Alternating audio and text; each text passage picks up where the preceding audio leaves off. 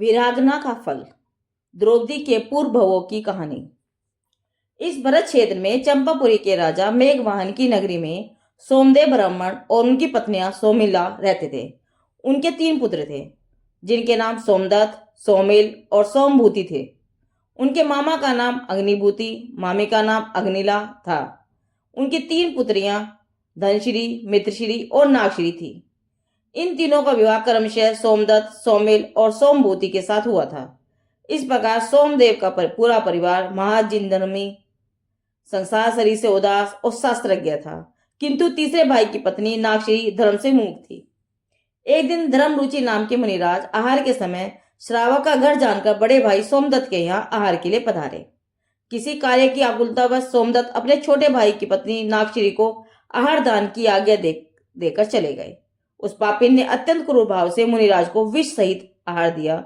वे संभावी महामुनि उस आहार से समाधिमन पूर्वक प्राण त्याग कर सर्वार्थ सिद्धि में अहमिंद्र हो गए। तीनों भाइयों ने नागश्री का यह कुकृत्य जानकर वरण नामक मुनिराज के समीप जिन दीक्षा ग्रहण कर ली और दोनों भाइयों की पत्नियां धनश्री और मिश्री ने गुणवती अरिचिका के समीप आर्य का व्रत धारण किए। संसारवास से विरक्त होकर तीनों मुनि और दोनों अरिचिकाएं रतनत्रय की शुद्धता के लिए तपस्या में उद्मत हुए। श्री गुरु के सम्मुख से दर्शन ज्ञान चारित के भेद धारण कर सोमदत्त आदि 3 भाई मुनि और दोनों अरिचिकाएं आराधना कर आरण अच्युत सर्ग में 22 सागर की आयु के धारक देव हुए। इधर तीसरे भाई की पत्नी नागश्री, जिसने मुनिराज को आहार में विष दिया था, मरकर 5वें नरक गई। वहां 17 सागर तक महादुख भोगा। वहां से निकलकर त्रियंच हुई तथा 2 सागर तक त्रस और स्थावर योनियों में भ्रमण किया। तत्पश्चात चंपापुर में एक चांडाल की पुत्री हुई। वहां समाधिगत मुनिराज का उपदेश प्राप्त कर मद मात मधु का त्याग कर दिया। वहां से मरकर चंपापुरी में ही सुबंधु नामक सेठ की सुकुमारिका नाम की पुत्री हुई।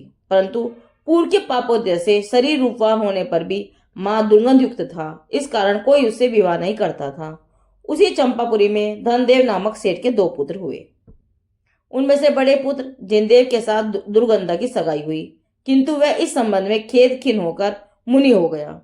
उसके छोटे भाई जिनदत्त ने परिवार के आग्रह से दुर्गंधा के साथ विवाह तो कर लिया, परंतु वह भी इसे छोड़कर देशांतर चला गया।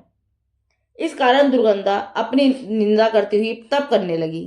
एक दिन उसके गृह में छाता नामक अरे का आहार के लिए पधारी। उन्हें आहार के पश्चात उनके साथ 2 नव यौवन अरिचिका को देखकर दुर्गंधा ने बड़ी अरिचिका से पूछा, हे माता जी, ये दोनों आर्यिकाएं अति रूपवान हैं, इनको नव यौवन में किस कारण वैराग्य हुआ है? तब दयावान अरिचिका माता जी उनके वैराग्य का कारण दुर्गंधा को प्रतिबोधनार्थ कहने लगी, हे सुकुमारी, जिस कारण से इन दोनों को वैराग्य हुआ है वह तू भी सुन। ये दोनों आर्यिकाएं पूर्व में सोनम इनकी देवियां थी। एक का नाम विमला और दूसरी का नाम सुप्रभा था। एक दिन ये नंदीश्वर द्वीप में जिन पूजा के लिए गई थी, वहीं इनको वैराग्य उत्पन्न हुआ।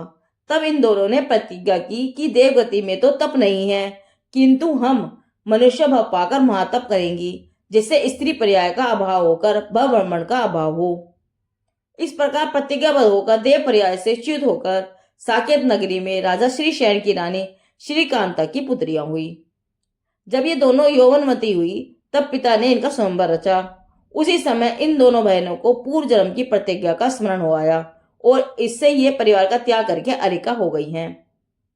अरिका माता जी के यह वचन सुनकर वैराग्य उत्पन्न होने से दुर्गंधा भी अरिका माता हो गई। अरिका माता जी के साथ रहकर तपस्या करके उसने अपने शरीर को सुखा लिया, किंतु मिथ्यात्व का परित्याग नहीं कर पाई। एक दिन बसंत सेना वेश्या वन में 5 पुरुषों के साथ क्रीड़ा करने आई थी। उसे देखकर दुर्गंधा को यह भाव उत्पन्न हुआ कि आह, यह कैसी भाग्यवती है। ऐसा गणित परिणाम उत्पन्न होने से अपेश प्रकृति का बंध हो गया। इसी कारण जगत के अज्ञानी लोग द्रौपदी को पंच भरतारी कहते हैं। तत्पश्चात वह तपस्विनी समाधि मरण करके पूर्व के नागश्री के भव का पति, जो सोमभूति का जीव स्वर्ग में देव हुआ था, उसकी देवी हो गई। वहां की आयु पूर्ण करके वहां से चेत होकर सोमदत्त, सोमदेव और सोमभूति, ये तीनों राजा पांडव की रानी कुंती के 3 पुत्र युधिष्ठिर, भीम और अर्जुन हुए। और धनश्री मिश्री के जीव रानी माद्री के नकुल और सहदेव नाम के पुत्र हुए तथा नागश्री का जीव राजा द्रुपद की रानी दृढ़रथा के द्रौपदी नाम की पुत्री हुई। पूर्व के स्नेहवश अर्जुन के साथ उसका विवाह हुआ। पांडवों ने पूर्व भव का यह वृत्तांत भी नेमि जिनेन्द्र की दव्या ध्वनि से ज्ञात किया।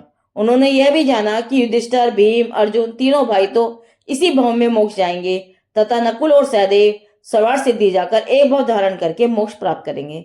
द्रौपदी शुद्ध तप के भाव से अच्युत स्वर्ग में देव रहेगी और वहां से मनुष्य होकर निरंजन धाम प्राप्त करेगी। इस प्रकार पूर्व की भवावली सुनकर उन्होंने संसार से विरक्त होकर तत्काल जिनेन्द्रेश्वर के समीप संयम अंगीकार कर लिया।